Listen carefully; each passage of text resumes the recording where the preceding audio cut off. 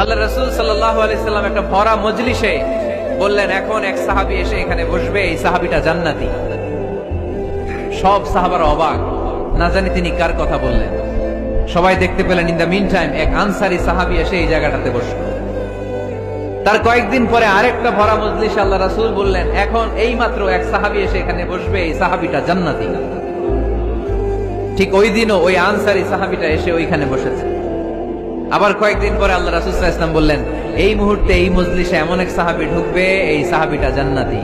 সবাই খেয়াল করে দেখলো, ওই যে আনসারী সাহাবীর কথা রাসূল সাল্লাল্লাহু আলাইহি ওয়াসাল্লাম আগে বলেছিলেন, ওই সাহাবী এসে ইন দা মিন টাইম ওই জায়গায় বসেছে। চিল্লায় পড়েন সুবহানাল্লাহ। সব সাহাবীরা অবাক হয়ে গেলেন, ঘটনা কি? কি এমন গোপন আমল করে এই সাহাবী, যে গোপন আমলের কারণে তিনটা ভরা মজলিসে বিশ্বনবী এই সাহাবীকে বললেন জান্নাতি।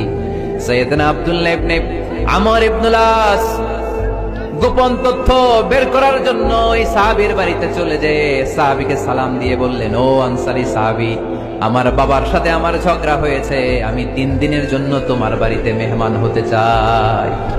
কয়দিনের জন্য? 3 দিন। ওই আনসারী সাহাবী বলল, আহলান ওয়া সাহলান, খোশামদেদ, আপনি আমার মেহমান হবেন, এটা তো আমার সৌভাগ্য। আসেন, থাকেন, এই ঘরে আমি থাকি, এই ঘরটা ফাঁকা, আপনি এখানে থাকেন। এবার আব্দুল্লাহ ইবনে আমর ইবনুল আস খেয়াল করলেন কোন গোপন আমল করে কিনা, কোন নেক আমল আছে কিনা এই সাহাবীর, যে কারণে 3বার বিশ্বনবী এই সাহাবীরে জান্নাতি বলেছে। 3 দিন টানা 3 দিন লক্ষ্য করার পরে সাইয়েদনা আব্দুল্লাহ ইবনে আমর ইবনুল আস এই সাহাবীর মধ্যে তেমন বিশেষ কোন নেক আমল, গোপন আমল আর দেখতে পায় নাই।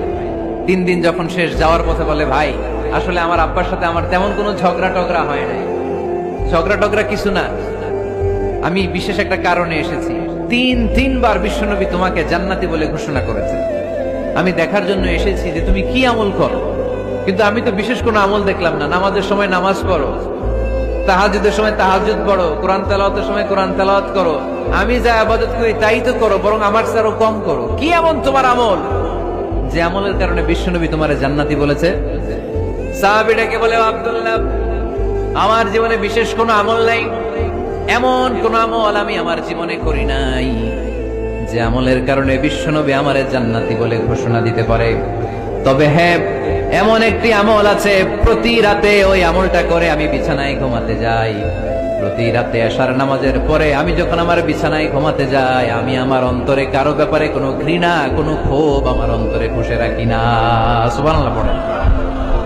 কোনো ক্ষোভ, কোনো ঘৃণা, কোন হিংসা, কারো ব্যাপারে অহংকার, জেলাসি, এগুলো অন্তরে নিয়ে আমি ঘুমাই না। আমি যখন ঘুমাতে যাই, আমি সবাইরে ক্ষমা করে দিয়ে, মাফ করে দিয়ে ঘুমাতে চলে যাই।